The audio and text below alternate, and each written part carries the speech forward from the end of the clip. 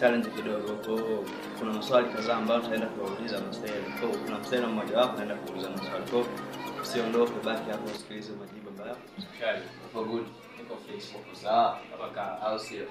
Sasa mwanangu, kuna swali nataka nikuulize. Ni kitu gani kinakuweka sawa kati ya usafi? Hapo kwa haraka siwezi kujibu kimantiki. Ila nitakujibu kwa kitu ambacho nakielewa. Niambie. Hapo kitu ambacho kinanifanya kinafanya nini? Kitu gani kinakuweka sawa kati ya usawa? Okay. Hapo mimi nitakujibu tenda kwa hiyo.